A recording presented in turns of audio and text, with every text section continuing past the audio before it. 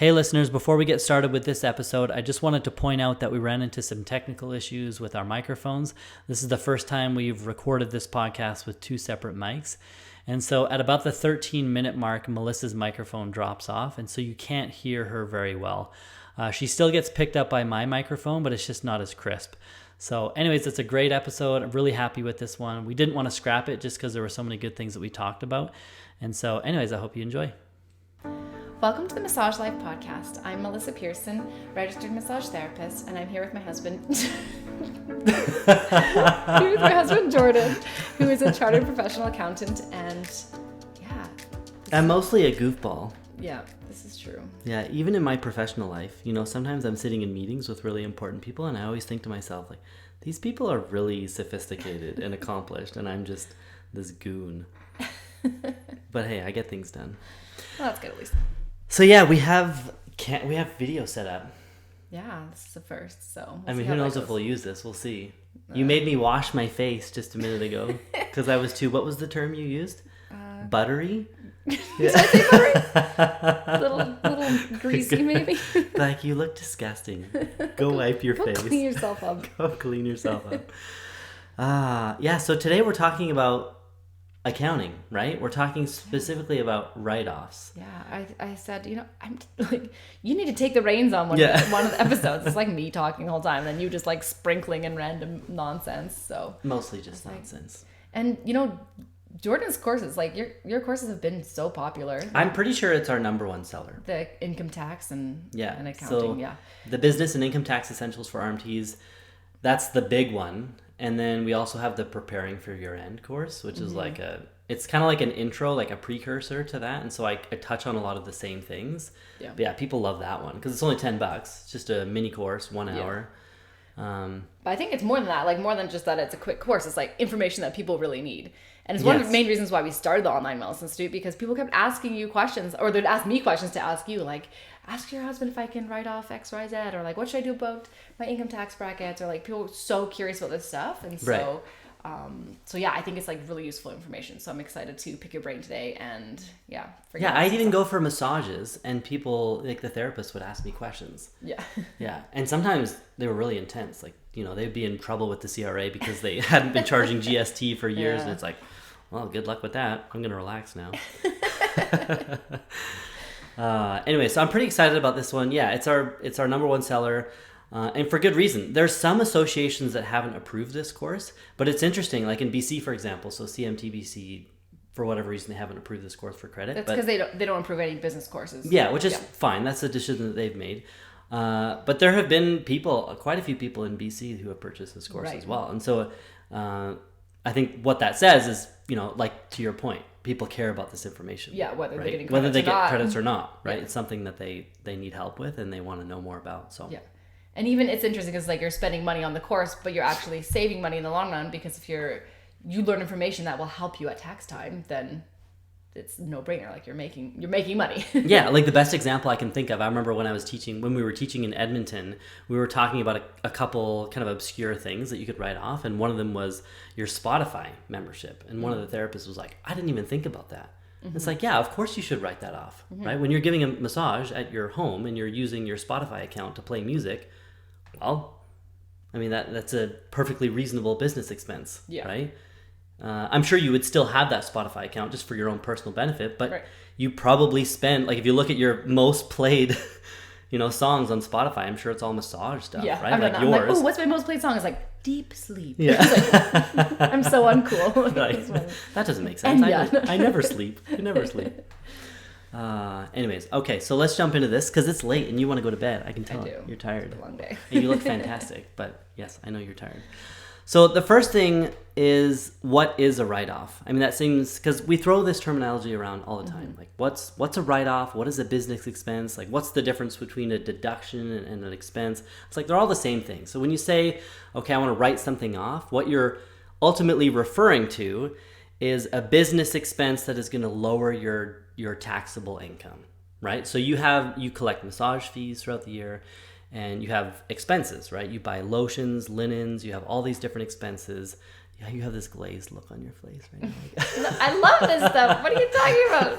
Right, so you have all these expenses, and so let's say your massage fees that you collected for the year were $100,000. So you did $100,000 in sales, which would be fantastic. I don't think you've ever done that, but it's a nice round number. So we'll just work with that. And then you had $10,000 of expenses. So you spent $10,000 on lotions, linens, maybe you bought a massage table, whatever. You had all these, like your business use of home expenses. You have all these different things that total up to $10,000. And so your revenue is $100,000. Your expenses are $10,000. So your net income or your taxable income is $90,000, right? And so really what a write-off is it's a business expense that lowers your taxable income. So at the end of the day, you're paying less tax. You're only being taxed on the 90 instead of the 100. Right, 100%. Right. Yeah, and the best example I can think of is, so we've been watching Schitt's Creek the last little while because we're late to the game. We're always like, Everyone's like, we've already seen that. Yeah, I was like, that was so 5 years ago, right? And so we've been watching it, and my favorite episode is when, I forget their names. Johnny Rose? No, Johnny's the dad, and then Dave. Yeah. Yeah, so Dave is buying all this stuff for his business because he got a job at a store, and so he's buying up all this stuff. And his dad, Johnny Rose, comes in, and he's like, "What is all this stuff?" And he's like, "It's for the store. Like it's a write-off, right? Like it's just I'll just write it off." And Johnny's like, "Well, I don't think you know what that means." Right? He's like, who writes it off? Who writes it off? Who's paying for it? And he's like, Dave's like, I don't know, the write-off people. Like, it's like, it's still an expense. Like at the end of the day, it's still money out. Mm-hmm. It's not like it's. And the reason why I bring this up is there are some people who believe that when you write something off, that you somehow get all of that money back, and that's not how it works. Yeah. Right? To our point before, it just lowers your taxable income so that you pay less tax at the end of the day. But it's just there's such a great example because a lot of people, they really don't, it's very basic, very fundamental, but they don't even understand what a write-off is. Yeah. And they'll say things like, I'll just write this off. Well, it's still money out of your pocket, right? You should be smart about what you're spending your money on as a business owner, right? You should care about cash flow. Yeah, don't be looking for things to buy that you don't even need. What you should be looking for are things that you already are purchasing for your business, and like making sure that you write that off. Right, absolutely. Yeah. Absolutely. So we're gonna, this is just a quick and dirty podcast. We're going to touch on a very high level some of the things that you can write off. If you're interested in my course, I go into these in way more depth. And so, and then at the very end, we'll touch on things that you can't write off. So, and I'm sure you have a lot of things that you can add to that as well. Just things that you've heard therapists try to write off over the years. Mm-hmm. Anyways, as a general rule, what I tell people, because it's kind of hard, people always ask me like, oh, can I write off this? Can I write off that? It's like, well, maybe. And so the general rule that I always tell people is that your business expense needs to be reasonable, right? Like it needs to be something that helps you earn business income, right? And when if the CRA ever comes in and they audit you for whatever reason, that's the standard that they're going to look at, right? Was this a reasonable business expense, and did it help you generate or earn business income? Right? It needs to be something, and going back to the Spotify example, right? That's a reasonable business expense, and it's helping you generate business income, because how would you like to go for a massage and there's no music, right? It's just, have you ever had that before? I've had my music die on me during a massage, so. Oh yeah, you had a client that wanted to watch TV, and so he had his TV going. Yeah, but then the Netflix was like, "Are you still watching?" Yeah, and so it was just like sitting there, and it's like cricket. So, and you can hear 10 minutes of we dead can air. both hear each other just breathing, and it's like, this is so weird. It's awkward. It's very awkward. Yeah, so your Spotify membership, perfectly reasonable business expense, because that's something that you need to be able to generate business income, right? So at a high level, that's a general rule. So we'll just touch on a couple of these things. The first is your business use of home. So if you're a therapist that is operating out of your home, or even if you're a mobile therapist, like we don't really have an ideal space in our home. And so you go to, you see clients in their home, but your office space is in our house. And so a portion of our home is used for your business. And so there are some expenses that you can write off, and I'm not going to get get into it in detail because there's some specifics there, but really it would be things like your rent, your property insurance, your property taxes, your mortgage interest, any utilities, so like your NMAX bill, gas, electricity, water, any of that stuff, any maintenance costs, and then I'm not going to touch on capital cost allowance. That's like a whole nother conversation. But these are things you can write off a portion of your rent. If you're renting a space and you have, clients that come into your home, or the interest that you've paid on your mortgage, you can write off a portion of that, right? And so you would figure out how much of your home is used for business. Like the square footage? The square footage, yeah. Right. So if you have a room that's 100 square feet and your house is 1,300 square feet, well, then it would be whatever that is, right? I should have picked more round numbers. Nothing in head. 10 over 13, so less than 10%. Yeah. Right? And so you'd be able to write off that portion of all of those expenses. Right. Okay. What else? Laundry's an interesting one. So I touch on this a little bit in the course because you do a ton of laundry. Oh, it's insane. You know what bothers me more than anything is when non-RMTs complain about their laundry. I had someone the other day, they're like, oh, can't keep up with the laundry. They're like, I have to do like a load a day. They said. I was like, don't even with me. Don't even. Like sometimes I do 6 loads a day. Yeah, we have 3 kids. Because we have 3 kids, and then we do have kind of like this teenier washing machine. Yeah. And so, and I like wash obviously all the linens plus the blanket. I've worked in clinics before where they don't wash the blanket every time, but I wash the blanket. Really? That's gross. It's disgusting. Yeah, they either. I think hotels are like that though, right? I like the duvet. I don't know. I always wonder that, so I'm like, I don't think never they wash touch that it. every time. I hope they do, but I don't know. Maybe they do now, like after COVID. I don't know. I don't know. But yeah, it's gross. Some places they either wash it just at the end of the day, or they'll wash it once a week. And people were like, "Oh, but we don't touch it," and we were always taught that in clinics to like not touch the blanket. Yeah, but when you leave the client and gets off the table and he's like, they could sit on the table with their bare butt. Like rub his butt on the. Right, you have to sit down and put your socks on or something. I don't know. Yeah, like, you can sit on it. I don't know. But yeah, we were always taught like, oh, move the blanket over first before you undrape the arm, so that the arm is just touching the sheet and not the blanket. But it's like you have no idea what happens when you're not in the room. Yeah. Plus, I don't know, people sneezing and like, I don't know, it's gross. Like, just wash it. Right. Anyway, so I wash the blanket every time. Anyway, I feel like you shouldn't complain because I do most of the laundry, and by most I mean all. No, we have this fight like every podcast episode of who does the laundry more. I'm gonna start keeping tabs.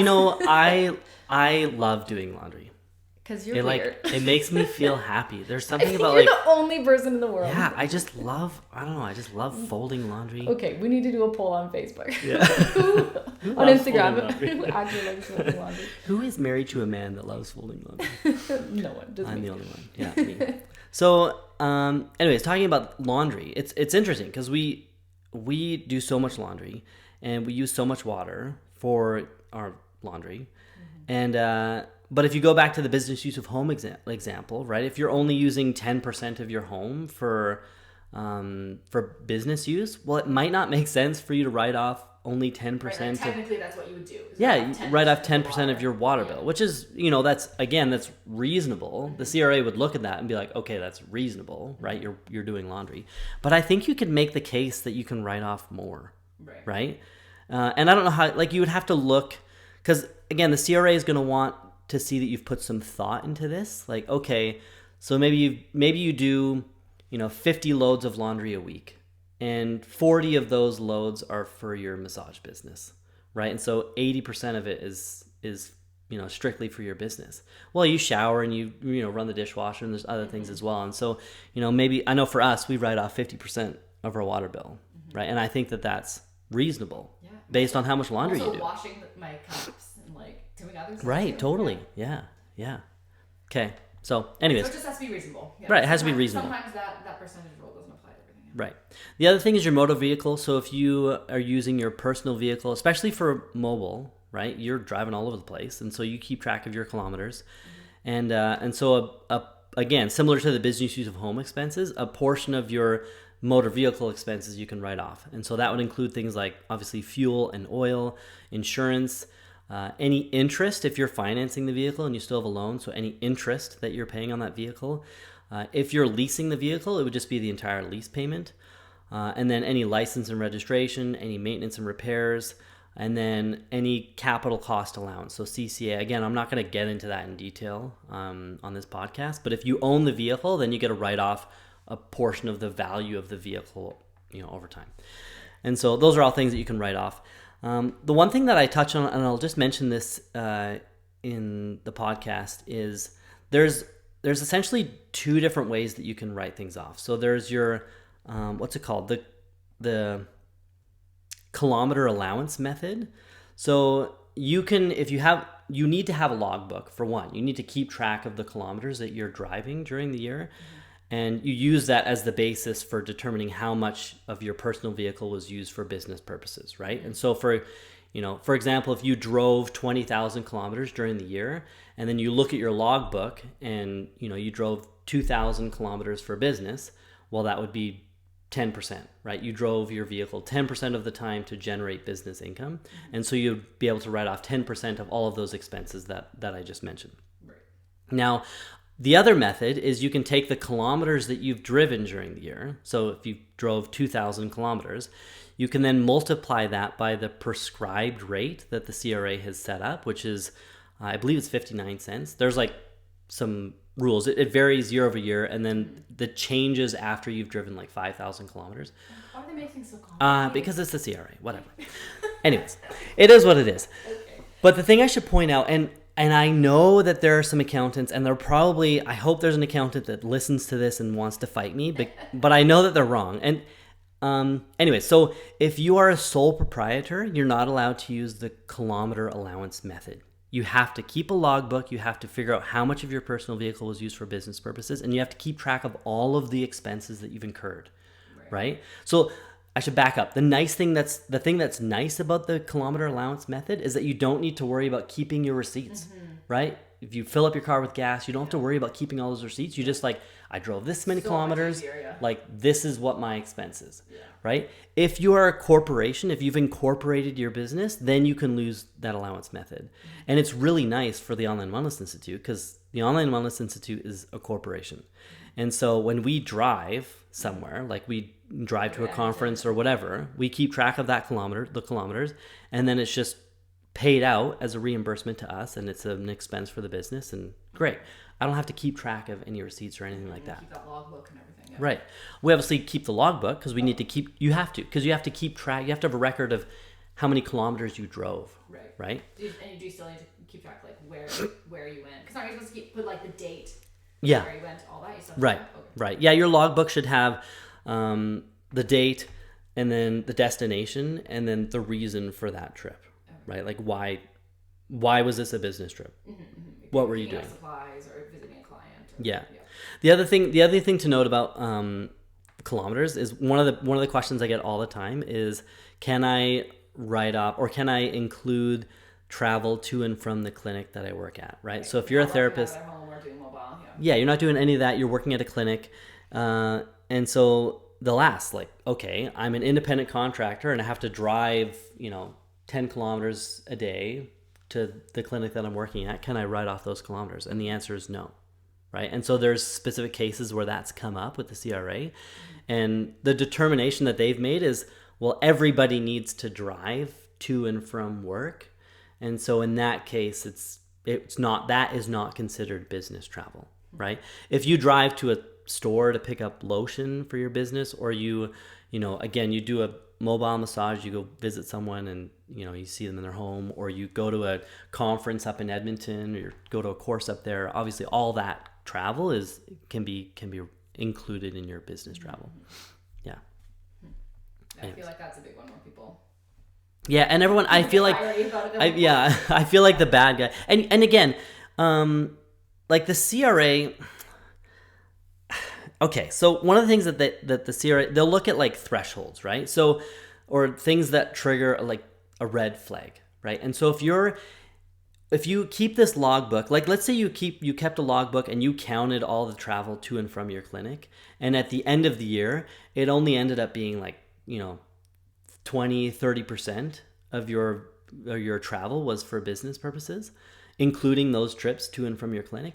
That probably, and I should say probably, because I don't know, but the CRA probably isn't going to care, because it's a reasonable amount. It's reasonable to the CRA to look at that and say, okay, yeah, like 30%, that's reasonable. But if you're writing off, say, 80, 90, 100%, that's an obvious red flag. And the CRA is going to be like, that's probably not legit. And they're going to investigate that some more, right? And so, I mean, I know a lot of accountants who they include that, right? I know some accountants that don't even care about their therapist keeping a logbook. They're just like, yeah, 40%, whatever.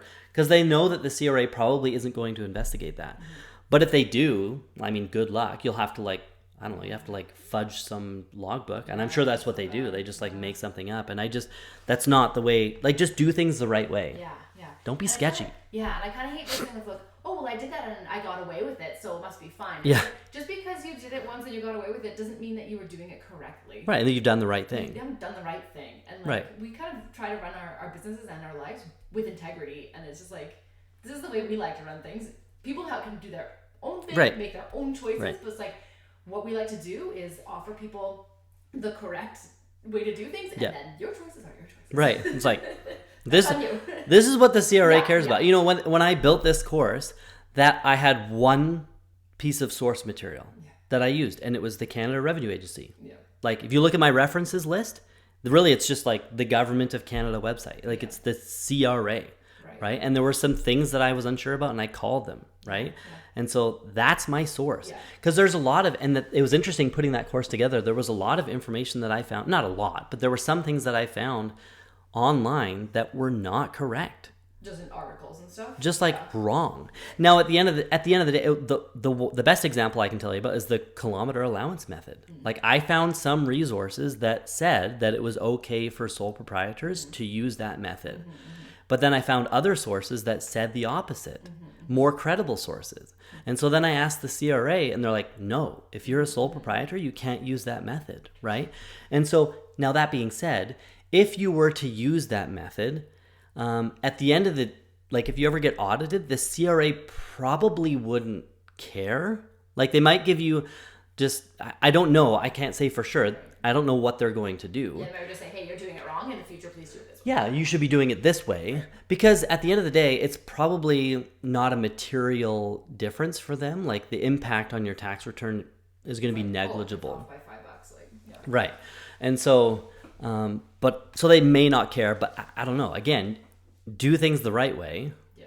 Right? I don't know. That's how we like to run things. Anyways. Yeah, off the soapbox anyway. Yeah, I'll get off the soapbox. Okay. CCA, I'm not going to touch on that. Obviously, with your vehicle, if you own the vehicle, there's things that you can write off, a portion of the value of the vehicle. I go into that in way more depth in my course. Yeah. Some obvious things, obviously massage supplies like linens, lotions, pillows, essential oils, what else? Stuff like that. Those little holster things. Well, yeah, all the things that you need to do your work as a massage therapist, you can write off. Now, one of the other things I have on here is uniforms or clothing. So that's one of the things that comes up, and there's some hot debate on this. Now, I'm pretty, I don't know, maybe I'm a little bit, how do I put this? I'm kind of... Flexible? Yeah, a little bit more flexible when it comes to writing off uniforms because... I don't know, I look at some of the things that you wear as a massage therapist, and it's you're never going to wear that in any other setting, right? You're not going to wear your sloth scrub top to a family event. You should. I should.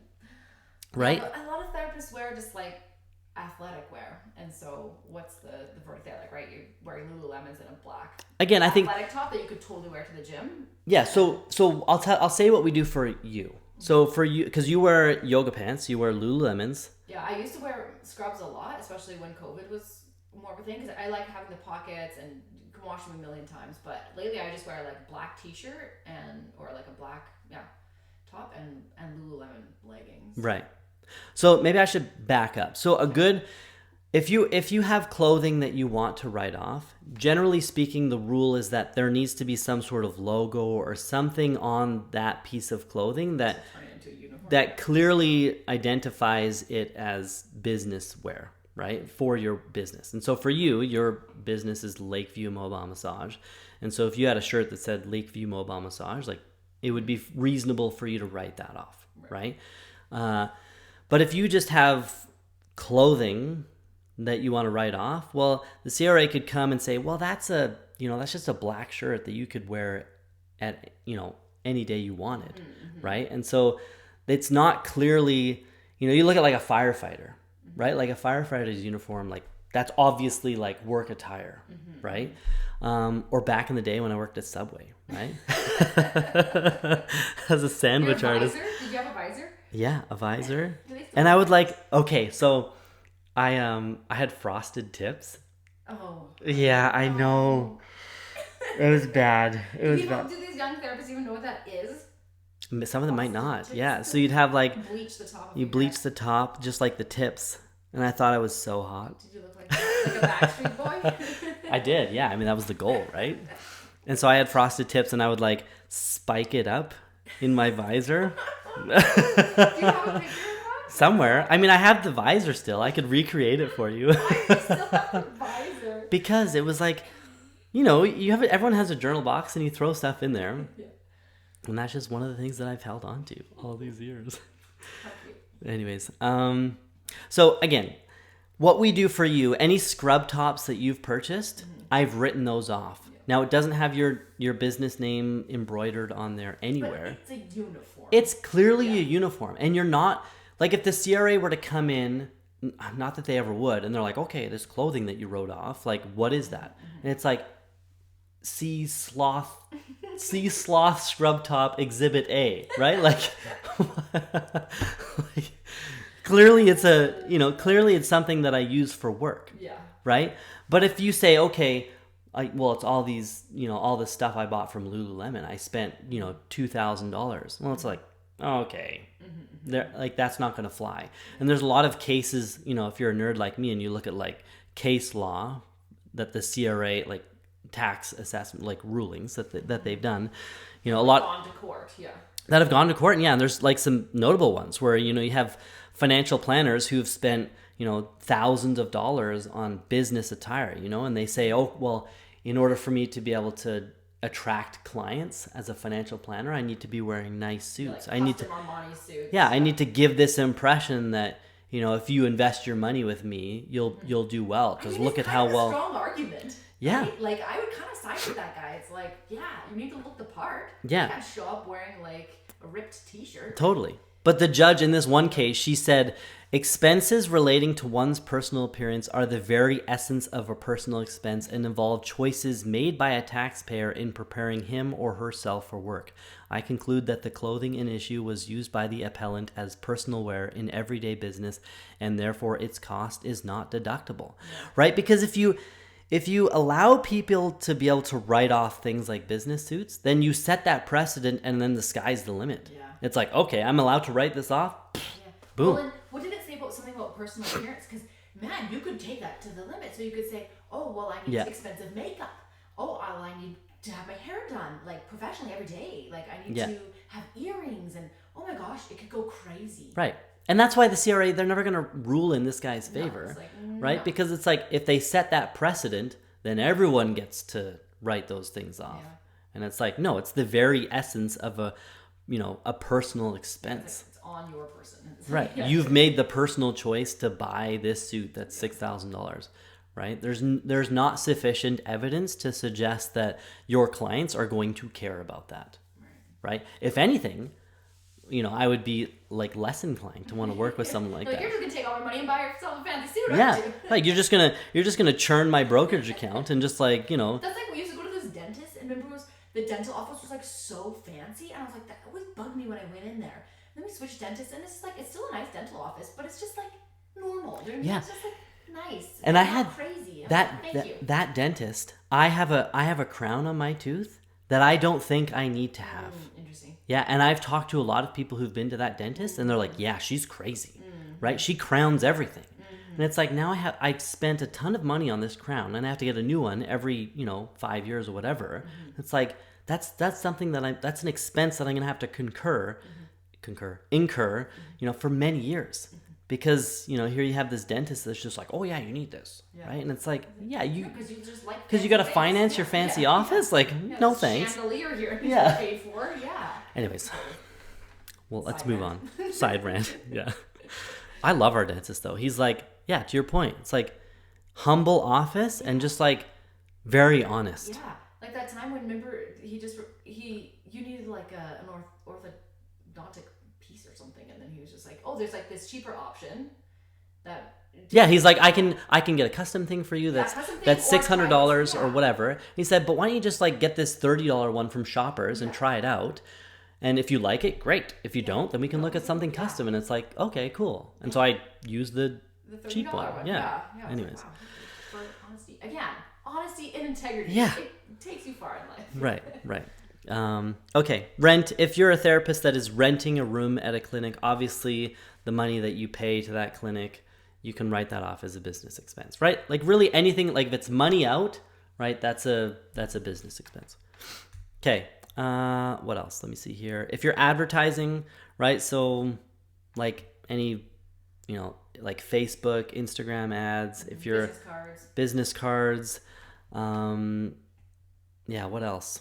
So pamphlets, if you go to a trade show, like let's say you're trying to promote yourself and there's like, I don't know, there's like some like local, like we have another business where we sell soap because we just do all these weird things. And so we had our first market a couple weeks back, but if you're at a fair like that and you've set up a booth and you're just giving massages, like, right. It's like to promote your business. So if you paid $50 for the table, like that's an advertising expense. You can write that off. Any sort of sponsorships. So maybe you're like, okay, I'm going to sponsor a local hockey team and I'll cut them a check for $100 and give that to them. Like that's a business expense. Money out, right? You can write that off. Your website's considered advertising expense. Right. Yeah. So your website, if you use Jane for all your booking and billing. So the $100 that you spend on that, we write that off as advertising expense.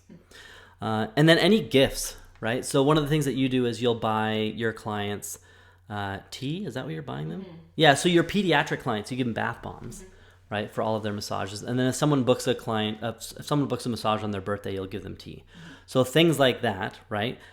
Again, you're doing that to try and retain those clients because you care about them. And so that's an advertising expense, right? And you have to be careful with that because, you might look at something like tea and you might think, okay, well, that's a meals, like, would that fit under meals and entertainment? And it's like, no, because you've incurred that expense to try and create customer loyalty, right? And the reason why I draw that distinction is because meals and entertainment, well, you only get to write off 50% of those expenses. And so is it advertising or, is it the other? Tricky to know where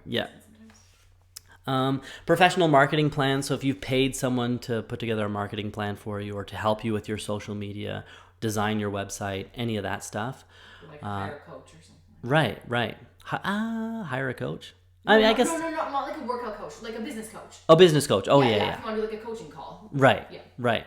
Yeah, we should touch on that. Well, I guess we'll touch on things you can't write off at the end. Hopefully I remember them all. I haven't really made a list. Yeah, the other thing we should touch on is, and this is a hot debate as well, is volunteer time, right? So a lot of therapists will say, okay, I volunteer with this hockey team and I give free massages, once a week for 2 hours. Can I write off my time? Like, can I say, okay, my time is worth $100 an hour.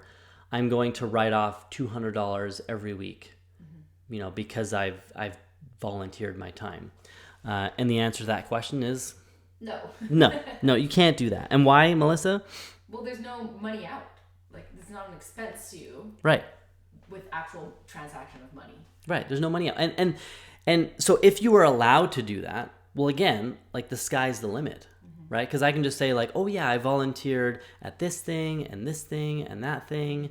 And I, Also the gift, and people will say, oh, well, I'll give people free gift certificates, and they write that off too. Right, it's like, right? Yeah. No, because again, there's no money out. There's no expense. Like, yes, you're giving your time. It's a form of advertising. There's like the there's the opportunity cost. Like you've lost income, right? But you're doing this to try and generate, future clients, right? And it's tricky because, I see where people are coming from because their time is valuable. But again, if you were allowed to do that, like you could just. You could just say, oh yeah, at the end of the year, like I volunteered like 100 hours this year, and so I'm going to write off $1,000. Well, it's like you can't. With the gift certificate thing, you could write 1,000 gift certificates and just that never get used. That never get used. Yeah. And it's like you could be writing off thousands of dollars. Right. Yeah. Yeah, because when the CRA comes in, just with my background as an auditor, so when I used to go into these companies and I would audit their financial statements, so I would audit publicly traded companies. They have to produce financial statements, and so I would go in and we would have to audit their revenue, their expenses. We'd look at a lot of different things. But if I'm auditing expenses, what I do is I take a sample of the expenses that they've written off and I trace that expense back to an invoice or receipt or something, right? And then I take it one step further and I trace that to cash, right? So it's like, okay, I see that you've incurred this expense. You bought whatever, and that thing was, $100. Okay, now show me that money leaving your bank account, right? Did that money leave your bank account? Okay, great. Right. I've ticked off all the boxes that I need to. When it comes to volunteer time, the only people that can write off their time are volunteer firefighters and search and rescue workers, right? So it's like those are the only people that get to write off their time. And there's like specific tax forms that are given to those individuals, allowing them to be able to get that tax benefit of being able to write off their time, right? But like you and I as therapists, we don't have that luxury. You're a therapist now? I am, yes. Yes. I've been taking massage courses on the side. Wouldn't that be hilarious? Surprise me. Yeah, just like, surprise! I quit my job as an accountant. Now I rub people's butts for a living. How many butts do you think you've touched? Like, just so many. So many. There's something I want to say right now, but I'm not going to. Okay, the next thing is, just going back to that last thing. If you want to fight me on that, let me know. Please let me know. I'll fight you. I will fight you. You like fighting people about this stuff? Yeah. Okay, meals and entertainment. So, if you go out for dinner with your, whoever, and you're talking about business, like maybe... It has to be kind of like a business meeting. Has to be a business meeting, yeah. So a good example would be, let's say you have a business coach, and you're like, okay, let's having your kickoff meeting, and you go out for dinner, and you're talking about kind of what your plan is and what things are going to look like for this next year or whatever, and you incur that expense. Like that would be 50% of that expense you can write off, right? So that's just a rule they have, hey, just 50%. I wonder why, just for meals. That's just meals and entertainment, that's 50%? Yeah.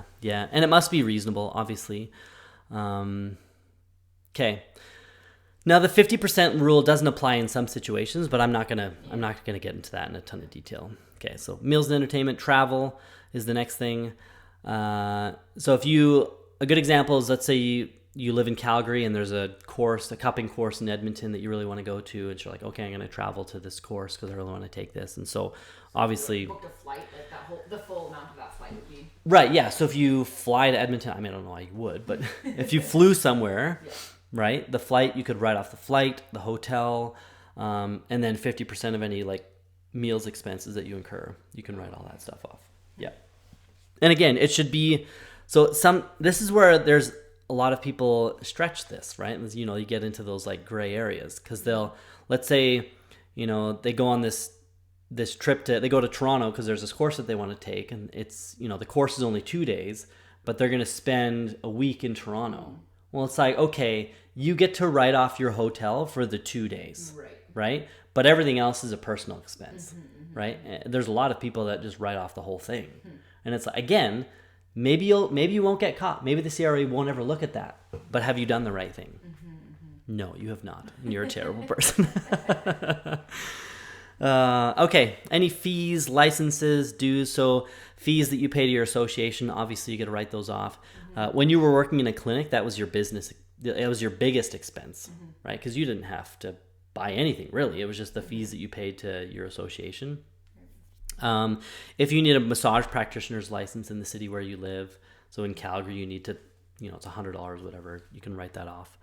The one thing we'll touch on that at the end. Actually, I'll just say it now because I'll probably forget.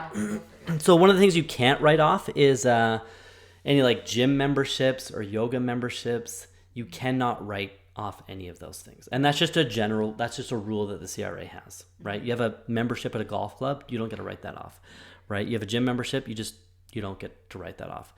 In fact, the exact wording from the CRA is you cannot deduct club membership dues if the main purpose of the club is dining, recreation, or sporting activities, right? And I know one of the associations, I won't say who it is, but from what I've heard is they allowed their therapists to write off gym memberships. It wasn't that they allowed them to write it off. It was that it was considered continuing education. Okay, so they just like classify it as something else. They're like, oh, it's not a membership. It's like it's continuing education, and it's like, yeah, but it's not. Because, it might be, but association gave him credit for it as personal development, right? And so they're like, oh well, it's CEUs, so it's fine. And it's like, no, just because the association, and that's fine. The association can do whatever kind of rules they want regarding CEUs, but when it comes to tax time, you can't write it off. The CRA is going to be like, no. Right.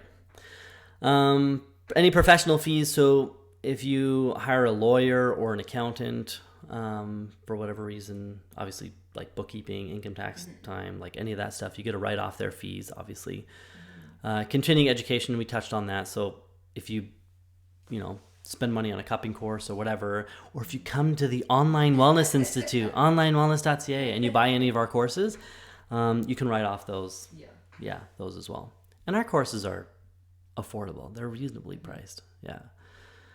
Okay, insurance. So again, like if you have car insurance or home insurance, that would be a part of the business use of home and your personal vehicle expense deduction.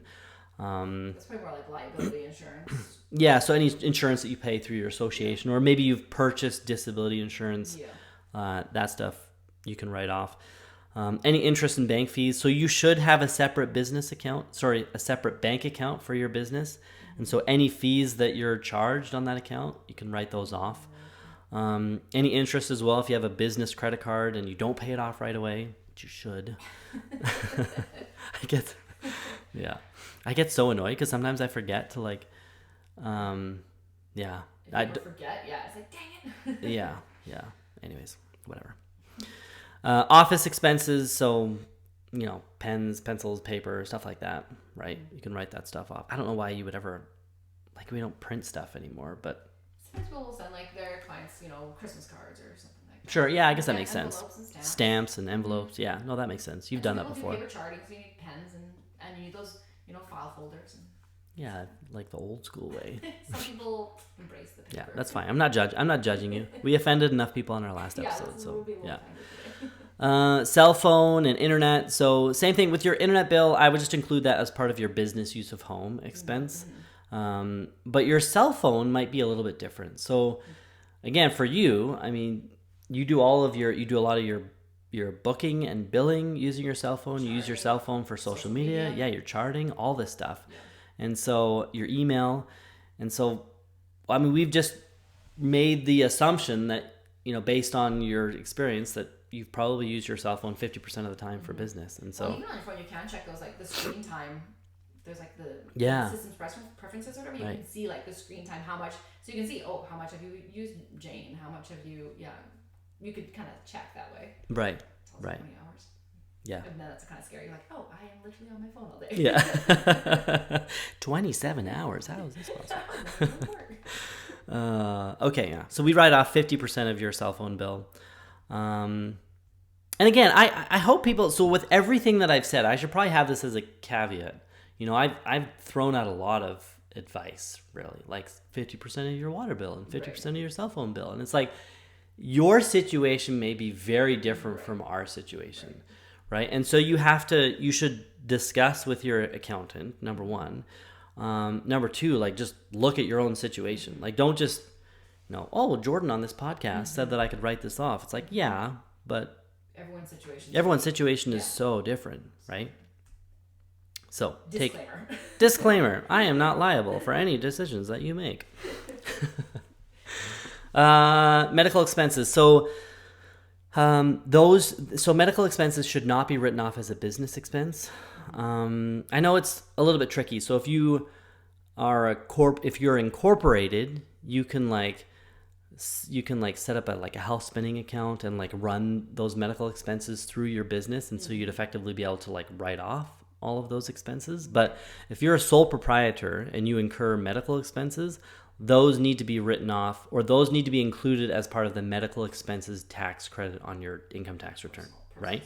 And it's a tricky one because a lot of therapists will, they say, okay, well, I need to get chiropractic work done, or I need to get massages on a regular basis so that my body is in good shape to be able to do these things. And it's like, yeah, that's a valid argument. I get it. CRA doesn't care, right? That's cool. That's nice that that's what you want to do, but the CRA doesn't care, right? That's just not allowed. That kind of falls under the same thing as far as like getting your makeup and nails and eyelashes done and everything. Right. It kind of falls under that same thing. It's like you could really stretch that. Oh, I need to go for a massage every day. Like, totally. Yeah. It's like no. Okay. Now we're probably making so many enemies right now. Health premiums. So because I know a lot of therapists, they're independent contractors, and so they don't get benefits through their employer. Like they are, they're working for themselves. And so if you pay into like Blue Cross or whatever, any premiums that you pay into those plans, you can write that off as a business expense. I think that's pretty much it. And obviously there's a lot, like if you look at the business world, there's a lot of things that you can write off. There's a lot of expenses out there. I've just tried to touch on the ones that are applicable to registered massage therapists. Right. Is there anything else that you can think of that I didn't really touch on, or? No, I think you covered a lot. What about a computer?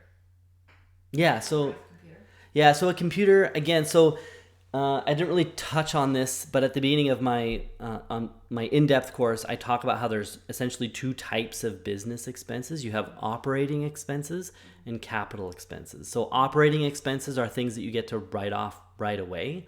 Like in that tax year, you would include the full value of that expense, right? So if you buy, if you spend you spend $200 on lotion or whatever, you get to write off all of that lotion in the year that you incurred that expense. But if you buy a computer, well, that computer is going to last you several years, and it's fairly expensive, right? It can be a couple $1,000s. And so that would be considered a capital expense. And so you would claim something called capital cost allowance, or CCA, and you get to write off a portion of that expense, every year until you've effectively written off the entire thing.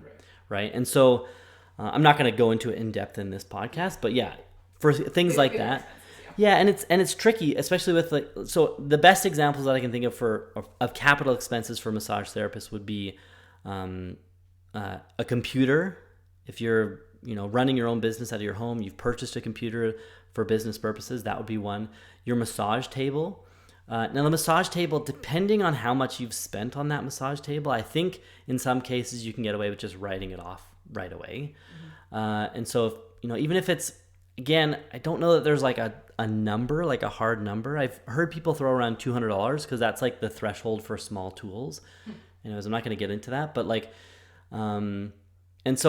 but again, I look at you, and as a mobile therapist, you destroy those tables, right? And so they only last me like a year. Yeah. That's so bad. And so if you buy a table and you spend $500, $600 on that table, I'm going to write that table off right away. Yes. Because it's a good chance that table's not going to last longer than a year anyways. Right, and so but yeah, if someone's buying like a hydraulic table, that's like, yeah, if it's a $3,000, yeah, if it's several $1,000s, like, yeah, that's a capital expense. Yeah, you can't write that off. Yeah.